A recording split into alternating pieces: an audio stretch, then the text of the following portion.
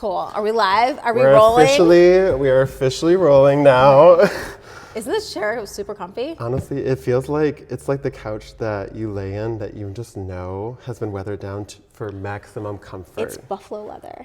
Hello, everyone, and welcome to another episode of the In Michigan podcast. I am your host, Ryan Redoute, aka That Michigan Guy on Instagram, Facebook, Threads, and with me today, I have the amazingly creative Bo from Woodward Throwbacks.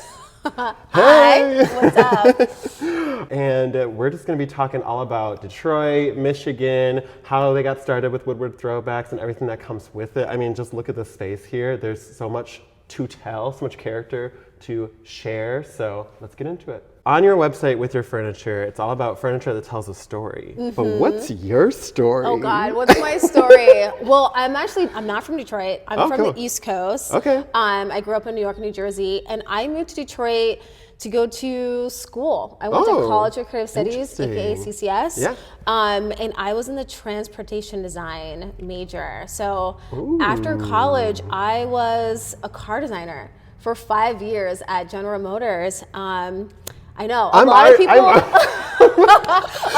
don't know. Like I looked up stuff, but then I like to wait and actually find the story. That's an amazing start to becoming and getting here. Yeah. So my evolution's kind of been. Yeah, there's been a lot. But car design was my passion. And then it got to a point as like an artist and a creative, I just felt like I had more to give. Mm-hmm. And so my partner, Kyle, we actually met at a neighborhood cleanup, and our passion was biking around the city, looking at the architecture, exploring different neighborhoods. And we noticed a lot of illegal dumping. This is like back in 2014 when like Detroit was still kind of like no rules, but it was still kind of like creeping up on the up and up. Yeah. And so being on a budget, we're like, you know what, let's just build some furniture for our own home using the salvage material that we're finding on the street. And so, yeah, after a year of doing it, I'm like, this is it. This is what I want to do. So I left my corporate job, and Woodward Throwbacks has been my life, for, we just came up on 10 years. Really? Yeah. Oh my gosh. It's insane.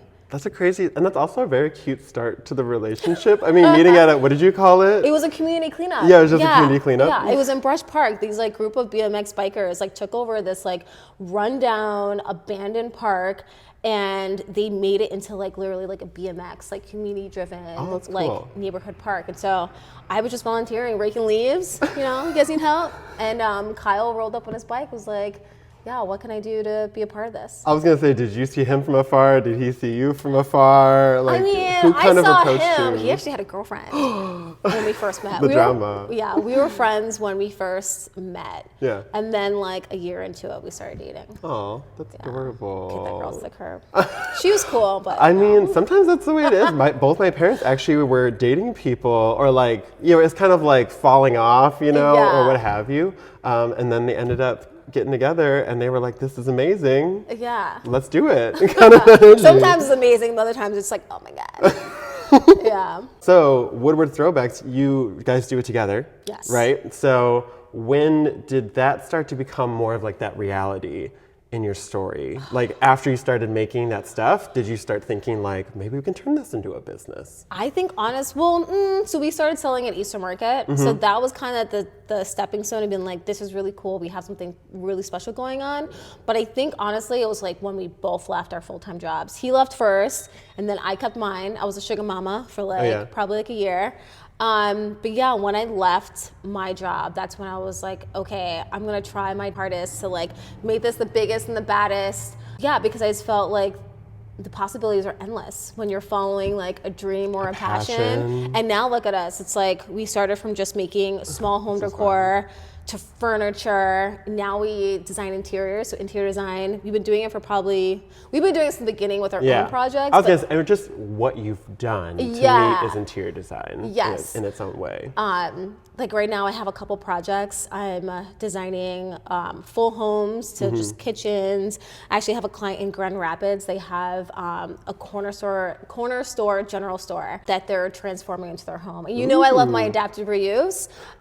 So it's super eclectic. eclectic. It's really fun, and I have some like really fun like reclaimed materials that I'm incorporating in it. I was gonna say, so you said the Grand Rapids project is someone turning a general store into their home. Yeah. You yourself are turning a warehouse into your home. Yeah. Is that like your niche with the interior designs, would you say? Honestly, yeah. So that's a pretty specific niche, and it sounds like a great one. Yeah, I mean, I love designing homes, don't get me Yeah. wrong, but when it comes to like industrial spaces, the whole, like I said, idea of adaptive reuse, of like transforming an old warehouse, Right. a garage, a general store, just things that weren't intended to be a home. Right. I think it has like that extra layer of like this like industrial kind of like Yeah. space that I love.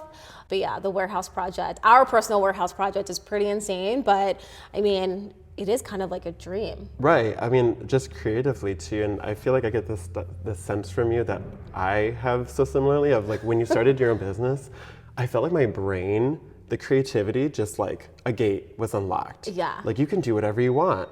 You can do X, you can do Y, you can even do Z. And I feel like that's the kind of space you're in too, but you're also, I feel like, really good at thinking of like, okay, how do I apply this? Yes. And I feel like that almost comes with maybe like your building background, because with these products, you're going into these spaces that don't have furniture, Yeah. and trying to think of something concrete you can actually make from it. Yeah, for sure. And I think also even like the materials too. So, I mean, as a sustainable brand, a lot of people think like, okay, reclaim materials, they think of wood. And Yeah. for us as designers and artists, we're just like, how can we change that narrative to help people think outside the box, especially when it comes to designing with those materials. So that's why we're incorporating salvaged metal, stone, and Yeah. glass. And like I said, just, you know, applying that same philosophy in our interior design. And then also, I don't know if you saw our new book. Yes. Another thing that happened. Yeah, so we wrote a book, Throwbacks Home Interiors. Yeah. And it features. I love an interior design book. Literally, Yeah. I mean, like if you saw my house, you just see there's one on every like countertop. Yeah. You know that and I just it's like. good to have inspiration just like surrounding you. You gotta you gotta feed the brain. You gotta feed the Yeah. creativity part of your brain to just say like I'll just wake up in the morning and I'll say like, okay, let me just look through this, because I'm just trying to think of even like video ideas or Yeah. other things. You just gotta like give yourself something to spark it. Oh my God, yeah. It looks like a pretty thick book too. Like there's a lot. Oh a yeah, lot it's in like there. 200 and something Right. pages. It's big. I mean, 15 The home perfect coffee tours. table book is a Yeah. thick interior design book, Yeah. in my opinion. So you're from the East Side, Yeah. but you moved to Detroit. Yes. What's kept you around? What do you love about Detroit? Because I feel like, you know what's funny is that you were actually one of the first brands that. Oh, really? So I grew up in Michigan. I went to Chicago for 2 years after college. Yeah. I came back because it's the Renaissance, and I was like, I want to start my own business. I want to be, I want to try to get my foot in the door here in Detroit. When I came back, you were one of the first brands that I saw. I love that. And I was just like absolutely in love, just because I was like, this feels like the Detroit that I see for it. Yeah. Just like the Renaissance, even like literally in what you guys make is rebirthing things, it's Yeah. giving it a new life. But yeah, what's kept you around Detroit, or like Hamtramck specifically? Because we're in one of their flagship stores, right? Or, Yeah, so this is our like first, I mean, we started this in our garage. Yeah. So this is like, actually this is our second space, but this is the biggest, 24,000 square feet. Casual. Old Dodge dealership. I know, there's a it's whole, huge. if you go in the back, there's literally this giant ramp. Oh my God, yeah. It's like the bane of my existence. Walking up that thing sucks. Do you do a lot of work? Is a lot of work upstairs? So the first floor is just like our warehouse and showroom. Yeah. So this part that we're in now is Yeah. our showroom. And then I'll definitely take you upstairs because Yeah. the second the floor. secret tour coming. The second floor is our workshop. That's where we Oh, that's build awesome. all of our furniture. And then we have some offices. But yeah, the ramp is cool, but we like bought like a Japanese mini truck where we actually load all the material on the truck, Okay. drive it up the ramp, and then drive the finished furniture down. So it's That's what you're there's talking a- about, the garage. You're I like, the know. garage is probably up and down. Oh you my know? God, Everything always. like that. But yeah, it's a really cool space. But what's kept me in Detroit, I mean, I just love the energy. I think the people are super friendly, Yeah. amazing. I mean, Detroit was, if you think about Detroit as a whole, it is so culturally rich. It is. With like the architecture, the people who have entrepreneurs, the music scene, the food scene is great. So I don't know, there's a type of energy, especially like coming from like New York. It is like a slower pace of life, which I personally appreciate. Like whenever I go back home to New York, I'm just like, oh my God, I love this here. But at the same time, I cannot wait to go back because it's just too much. But yeah, that Michigan lifestyle, go to the beach, go up north. The water, the people, the everything. It's just, I mean, the people is really what everyone says, and it is no joke because it's just a certain type of person that lives around here for the most part, where it's just, everyone, I always say, is kind of like chill, but with an edge. Oh, yeah. And that edge is not mean or anything like that. It's just like, I mean, you're in the city. There's a little like, I don't know, chutzpah in there or something, you know, like there's just something in there that I think every person in the area has. You have a huge following, especially on Instagram. What point did that like start? Like, what point did it spark where you were like, oh my gosh, like I did this video and got so many views? Or was it like kind of like a gradual, like, because you post a lot, so. It's been a gradual. I think that we probably got our biggest boost of Instagram followers from our last renovation project, the WT Philly house. Okay, so a different house that you renovated. Yeah, so before Mr. and Mac, we bought this like 1901. It was fire damaged, completely burnt out home in the North End. Okay. And it took us 3 years. We bought it right before the pandemic. Oh my God. We spent so much time and money and blood, sweat, and tears on those projects. Yeah. But it was fully custom. Like we incorporated so much of the material, like the original material from the house, and incorporated it back into the space in like a thoughtful, fresh way. This is just, for example, the basement columns. Like, you know, the support columns, like metal tubes. They were all rusted out, they were painted, weren't structural anymore.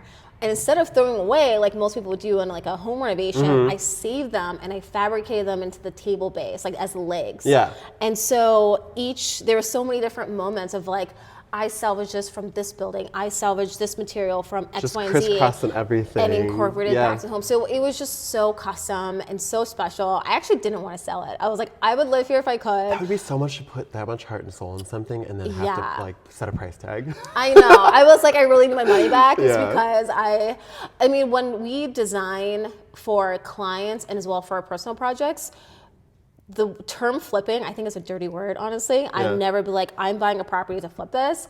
I'm buying a property to completely transform it. And so, yeah, sometimes it's just, you have to be like, okay, I got to get that investment bag, but I will never do just like a really quick, dirty, cheap job just to like make some cash. To flip. Yeah, so like I would say, I mean, we bought the building for $6,000. We sold it for $410,000. We probably put like $300,000. Yeah, $300,000 into it. So it was not like, oh, we just put $150,000. Like we put a lot of money. And I was like, I need this money back. Yeah, like let me get it back now. Yeah. Did you feel like you started to get like that Detroit? Because when I started making Michigan content, I started really feeling the like community of Michigan, like in the comments and things like that. Did you kind of start to like feel that growth, I guess, on your own like social content and things like that? Oh yeah, for sure. I mean, I have people who contact me like, hey, it's just like I bought this. I think actually recently someone had bought some like wood from us and made into shelves. She's like, it's really hard to clean. Like, what should I do? And I'm like, girl, I got you. Like, you know, I respond too to a lot as much as like as long as it comes across, because sometimes the platforms like filter things out, and sometimes I really just like don't get it or what have you.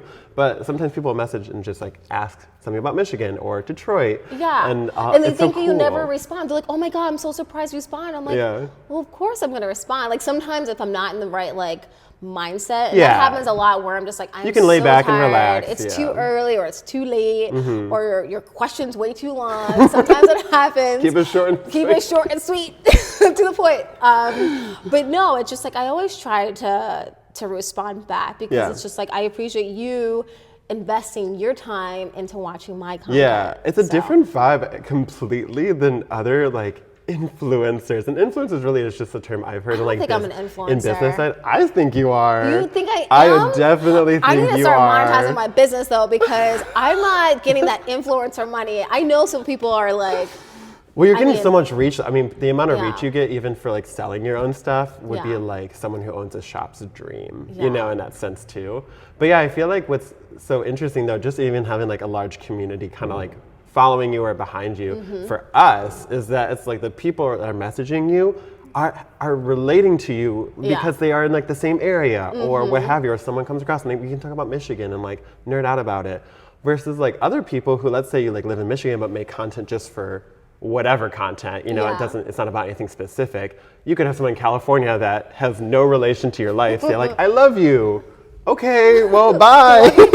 I love you too. And that's where I feel like you get like the celebrities because they have such massive appeal. Like, I love you guys. I love, you know, like my fans. Versus like, I feel like we get to actually talk to everybody and like be a part of the community in that way too. Like people like, you ever get noticed out in public? I feel like you might. Oh, all the time. And you think you're not an influencer? I feel like I can't. Sometimes I'm like, I can't do anything bad. Like there was versus, oh my God, this was like the other day, this guy was just staring me down and like, I don't know, I'm like in a weird funky mood. Maybe it's the clips, but I just really wanted to like flip him off, be like, what you looking at? And I'm like, no, who's there watching me? Right. I have to like be on my best behavior. Yes. So yeah, I guess. You're open and honest you can't online. Make that stuff like get big in your head of like, oh my God. Like, you know what humbles me? My friends and family. Oh, really? They'll be like, you got recognized in public? Well, who cares? They'll be like, shut up, you, or they'll like poke fun and like say something. But they're also like biggest fans too, so it works out. But is there a specific design that you were like, I don't know what we're gonna make out of this? Oh God! But all the time. You ended up making something like that was like your favorite thing. Who? See, that's a hard question because I feel like every single material that we bring in, we're never like, I know exactly what we're going to make. So it's like we bring in the material. You have the full sketch. You're like, I got it. I know. I mean, sometimes, but usually it's like we bring in material and then we're like, what does this material want to be? You know what I mean? I know what you like. Have all the things in front of you almost, and say like, in your mind, how do you piece it together? Exactly. And maybe it becomes a table or a chair. I mean, like this piece, for example, so you guys probably can't see it, but it's a credenza that's made out of all this trim from the Michigan Central train station. We bought all this trim years ago, like probably like 2016 from an estate sale. And all the trim came from the women's like lounge. And it's like water damage, it's crusty, it's dusty. And I was like, I don't have a project for us. I don't know what I want to do. And so we made these like series of cabinets where we just like stack the trim side by side. So it has all this really cool movement and it's almost like brutalist-esque. And so that's kind of spearheaded like all the rest of our collections where we have trim, where we've been making coffee tables, credenzas, our bar for Mr. and Mac. There's just so much to look at. I know, but yeah, our bar for Mr. and Mac is the same thing. Not the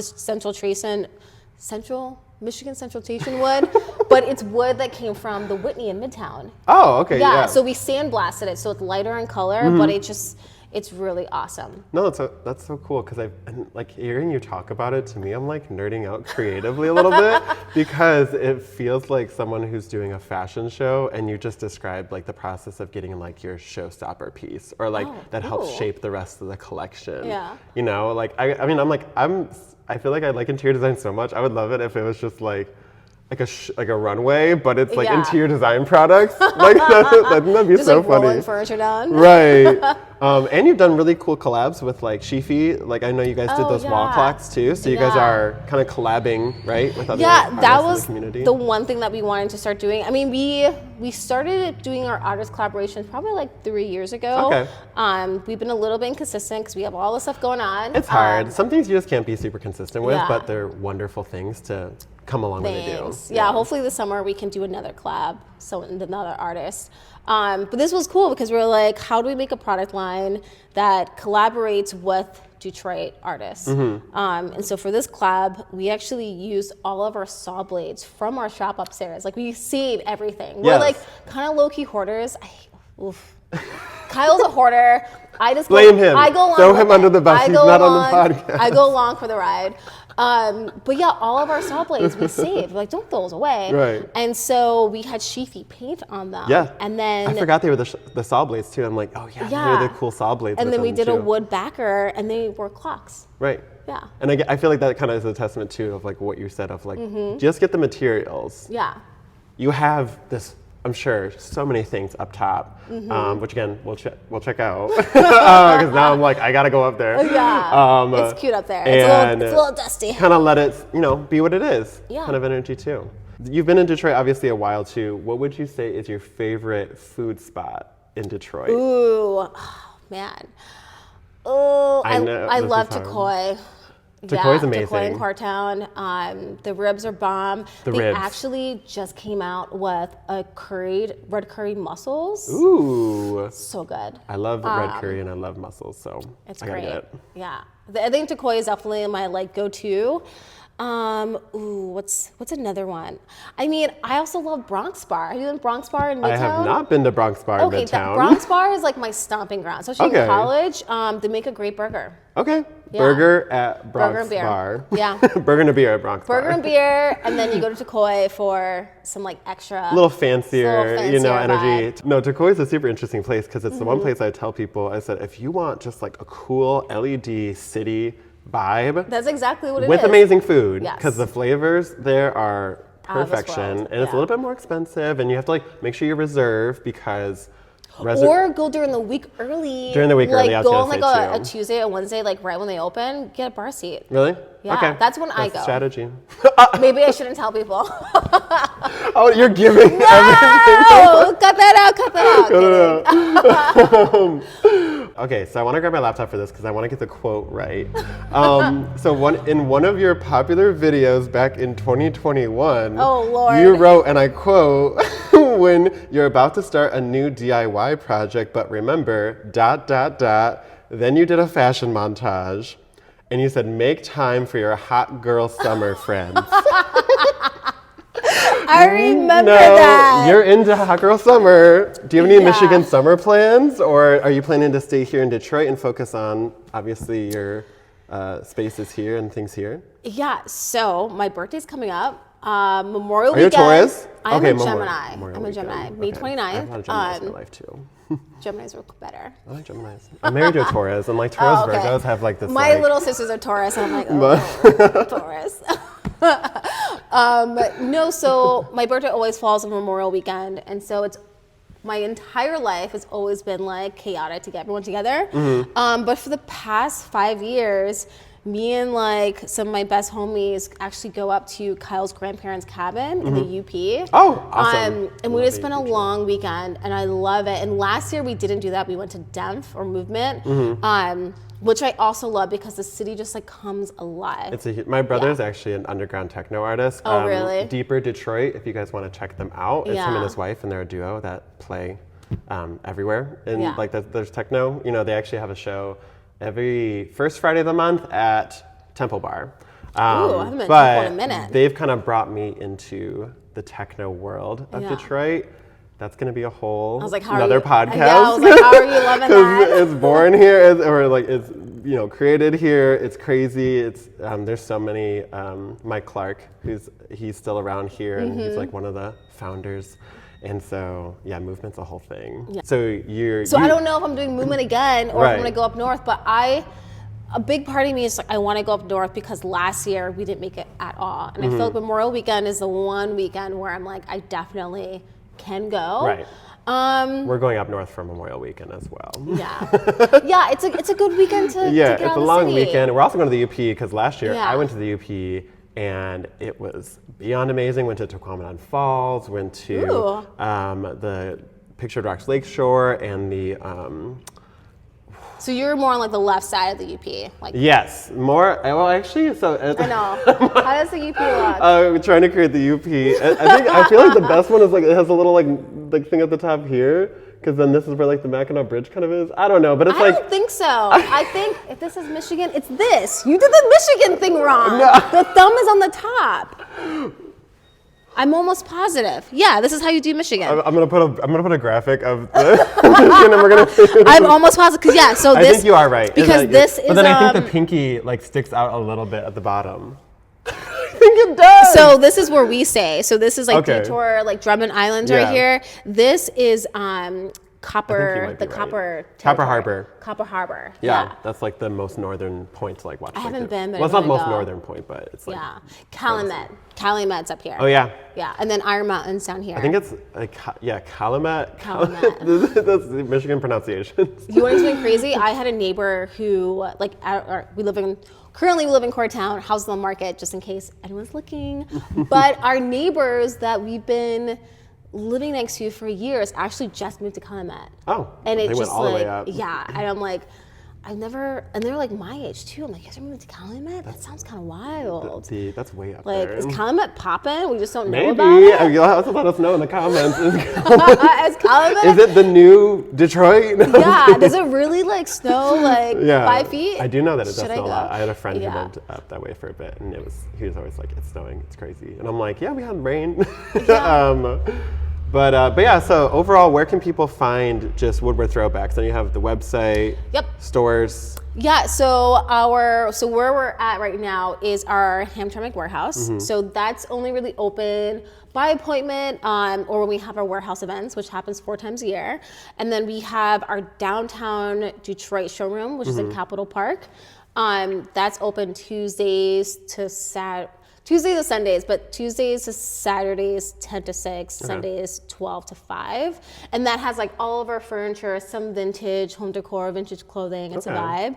But you can also just buy everything online. Right, I was Yeah. gonna say online shopping, I'm sure. And then Instagram is Woodward Throwbacks. Woodward which Throwbacks. I'll link down below, of course, Yeah. for everybody. And then our book, Throwbacks. The for book, Interiors. get it out here. Yeah, so we actually have our book on our website, but you can also purchase it on Amazon. Make sure to check it out and leave us a review, because our publisher is just like, make sure people review on Amazon. But it took us like 3 years. Did they have to actually make that this. voice? No. I mean, no. But yeah, this is actually our living room too. This is part of our. Oh, cute. Yeah, so this is our first party store collection cabinet cool. that we made. But Literally as personal as it gets. I It's know. literally our living room on the It's so cover. oh, and Ginger, of course. Our pup is on the back Aww. because we love her so much. Yeah, I just met Ginger. She was cute. Yeah. The one thing I was gonna ask, or actually, I don't know if you noticed this, but I actually was trying to dress like the Woodward Throwbacks kind of like Oh, the vibe hoodie. You know with I the don't have a hood hood, today. with the hat. And I even brought a Carhartt jacket because like you guys always in like black man. Carhartt doing your thing. I was telling Paul, my husband, I was like, should I wear overalls? Like, is that gonna be the vibe? I was just like, am I wearing a hood and I overalls? may or may not have taken screenshots of like 5 recent times you're wearing the hat with the hood up. That was me And, yesterday because it was yes, cold as shit. and I literally, so I did a little video before Kyle coming. in the overalls, me in Yes. the hood. Also, you know, this is the photo that I chose a wrong photo for the book. Oh, really? Yeah. They're like, But you that's know not the what? one. I'm like, this photo's so good. I like that photo. The other one was better. But yeah, I was trying to. I mean, I love the I was trying to look. be the brand, be the vibe. Yeah, it is a vibe. It is like, you know, I always love wearing my. Are you hood warm up. at least? That was really. I didn't realize how much warmer it got. Oh my when god, you yeah, put we your could hood put it up with the hat. Yeah. I was like, I gotta take this down. It's getting steamy up in here. Well, thank you so much for being on the pod, and I'm so Yeah. happy we were able to do this and actually connect. Because ever since I came into your showroom, what's the name of the sales? The warehouse sales. Warehouse Yeah, sales. which you just missed, you guys. It I was know. yesterday. We just had one. But Saturday. Follow on social to find out when the next one is. And other than that, I will see you all again.